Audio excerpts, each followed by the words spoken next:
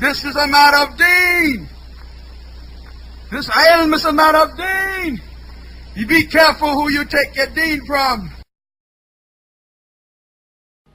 Then a person turns away from Salafiyya because we are arrogant in the way that we give da'wah. We are rude. We are ill-mannered. We don't know how to talk. We don't distinguish between the one who is older than us by many years and the one who is younger than us. We don't know how to show mercy to the young, and we don't know how to give honor to the elder ones. And we speak to them as if they are nobody, as if we have everything and you have nothing. If they get turned away from Salafiyya because our actions, then we are responsible. How many of an occasion that I have seen that a person has come and he has said, Wallahi, I love the precepts and the tenets of Salafiyya, but I had a bad experience. Someone was talking to me and then he became rude with me. And he belittled me as if I was nothing, as if I was filth and I was the most ignorant person of the earth. He didn't speak to me in the correct manner. But Wallahi, I saw Shaykh Falah, or I saw Shaykh Al-Anjari, and I met Shaykh Ubaid. And then my heart became attached to Salafiyya, because that is the Salafiyya that I understood the Quran and Sunnah to be based upon. Or the Quran and Sunnah, that Salafiyya is based upon that. This is what I understood.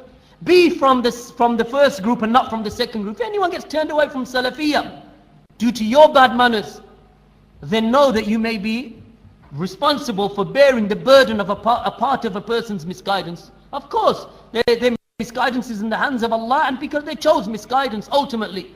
But if you were partly responsible for that, then you have to fear Allah subhanahu wa ta'ala and take that responsibility.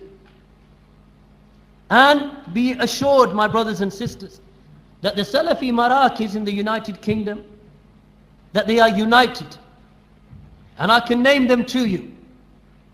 I can name to you Darus Sunnah in Shepherd's Bush. I can name to you Masjid as-Sunnah in Cromford. I can name to you Markaz Mu'ad bin Jabal in Slough. I can name to you our brothers in Reading who have now set up a Markaz and a Masjid. I can name to you our brothers in Stoke, Masjid Furqan. I can name to you our brothers in Bradford, the Markaz and the bookstore and the Masjid Al-Basira. I can name to you our brothers in Bristol who have established their da'wah, walillahi alhamd. I can name to you our brothers in Cardiff under the guidance or under the direction of our brother Hassan as-Somali. I can name to you our brothers in Middlesbrough, all the way up on the northeast coast under the direction of our brother Abu Iyad Amjad Rafiq Hafidhullah. Our brothers in Manchester, Markaz al-Salafi, who have established the da'wah to Salafiyya. Our brothers in East London, may Allah subhanahu wa ta'ala preserve them and protect them and strengthen them. Our brothers at Al-Athariyya, the likes of Abu Umar and Awzan and other than them. Our brothers also in North London, in Tottenham, Abbas and other than them. Now we are united. And maybe there's one or two I haven't mentioned because of the weakness of my memory. Our brothers in Sheffield, walillahi alhamd, present here today. All of these brothers and all of these Marakis united under Salafiyya. Of course I haven't mentioned Masjid al-Salafi in Birmingham and Maktab al-Salafiyya, but you already know that. That we are united and affiliated and we are working with each other. Maybe sometimes that we don't contact each other as much as we should. But nevertheless, even when we are absent from each other, that we defend each other's honor for the sake of Allah. Because we know nothing from each other except khair. We share our attachment to the Kitab and the Sunnah. Our attachment to the love of the manhaj and the aqidah, Salafiyya. That we love our ulama and we are united around them.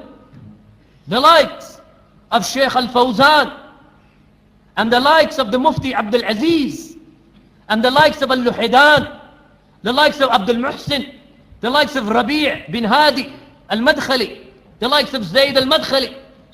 The likes of Muhammad ibn Hadi, the likes of Ubayd bin Abdullah al-Jabari.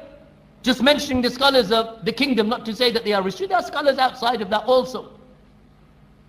But they are our ulama and other than them, that we are united around them and we love them.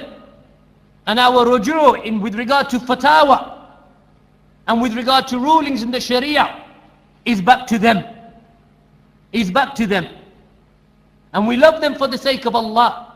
And we love each other for the sake of Allah subhanahu wa ta'ala. We avoid hasad and jealousy and envy that shaitan tries to plant in our hearts for each other. That we fight that with a jihad, ya ikhwan, against the nafs. So we do not have any jealousy and any envy and any rancor and any hatred between ourselves.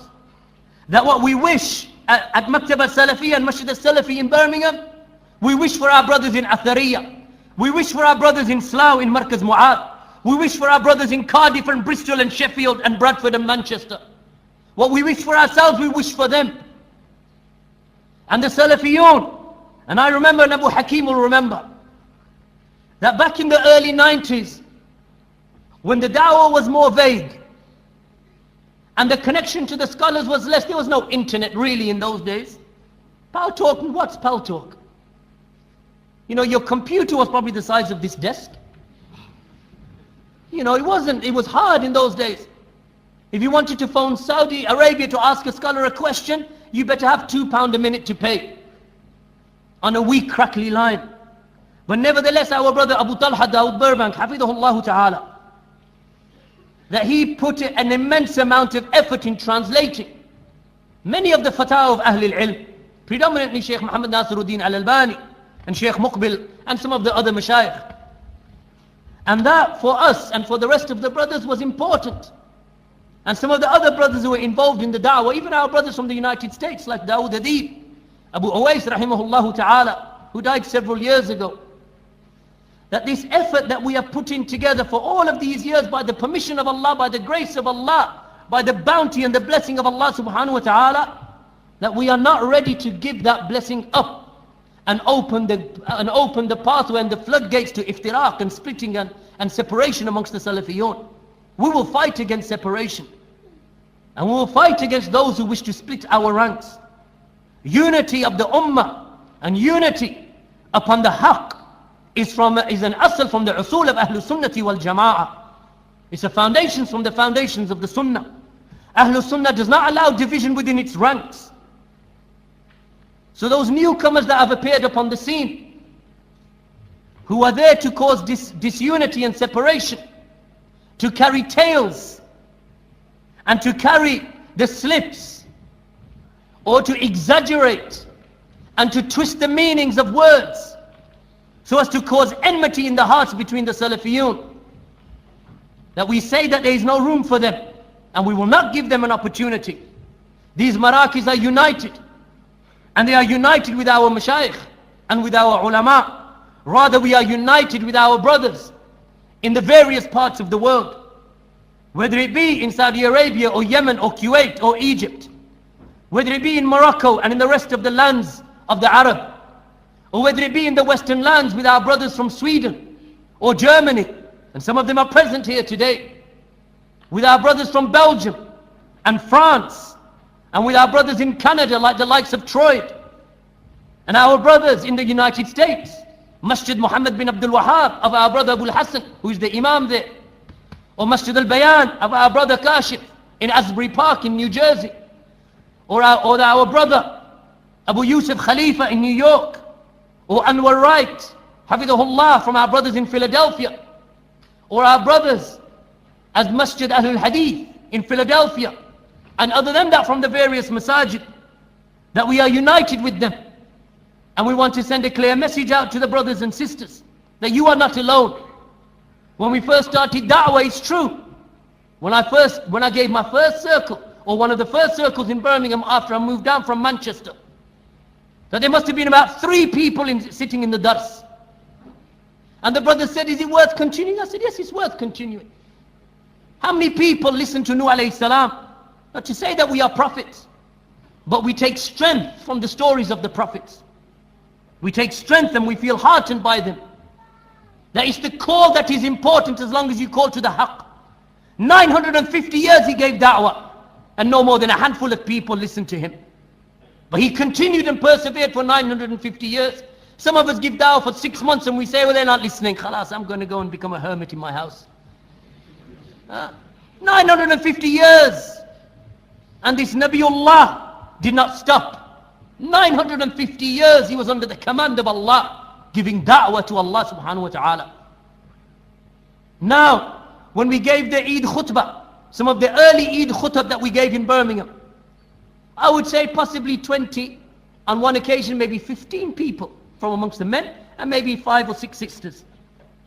When we first started the khutbah early in the 1990s, I remember the last 2 khutbah I gave, the last one I think Abu Hakim gave the one before, there was somewhere in the region of 4,000 people in Birmingham, in one place for the Eid khutbah. The vast majority of them upon Salafiyyah. The da'wah can spread. No, we don't say it's about numbers. It's not about numbers. It's about quality over quantity. True. But a sign that when a person is speaking the truth, and he is upon the manhaj of the ulama, and he calls to the truth, and the hearts of the people are sincere, and the people listen to the da'wah, and then they enter into Islam, it brings joy to the heart. Why shouldn't it? That the ummah is being guided. Brings joy to the heart. I feel heartened when a man sits in my Friday dars, when we teach, and likewise our brother Abu Hakim, and likewise our brother Abu Talha, and likewise Hassan as-Somali in Cardiff, and Abu Iyad up in Bradford and Middlesbrough. And I've mentioned this to the brothers before, I feel heartened when a brother comes to the dars, clean shaven, and he's wearing the garments of the streets, as you would say.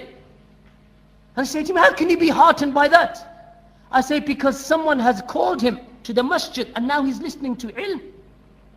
Maybe in a couple of weeks, couple of months, if we are patient with him and we treat him well and we teach him properly, this man now will come to the sunnah. And Allah will guide him to the sunnah and open up his heart and give him tawfiq. So now this man is a man of sunnah from a man of fisq. Allah protected him from Hizb ut-Tahrir. Allah protected him from the Shia, from the Khawarij, from the manhaj of Osama bin Laden, from the da'wah of the Sufi and the Quburi and the grave worshippers. And Allah brought him to Salafiyyah. And I say to the sisters, if a woman comes and a sister comes to you, and she's not wearing the hijab as it should be worn, she's not wearing the abaya or the jilbab as it should be worn, do not be tough with her. Be easy with her. Because the norm in this society is nakedness. And that's what the people are used to, and that's the Muslimun. The kuffar, of course, that's their asal. They don't care what they wear, the vast majority of them. Right? Vast majority of them don't care. But when a Muslim sister comes to the dars, or comes to a conference like this, and you see that she is not adequately dressed, it's because maybe she doesn't know. Maybe she's not aware. Maybe she hasn't tasted the sweetness of the sunnah that you've tasted. So be easy with her. Be polite with her.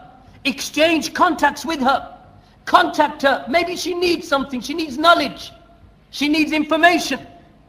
Treat these people good. Wallahi ya ikhwan wa akhawat. Treat these people good who come and they have not understood, or they are new to Salafiyyah. They're clean shaven. They're wearing the garments of this. Be good to them because they've come here for a purpose.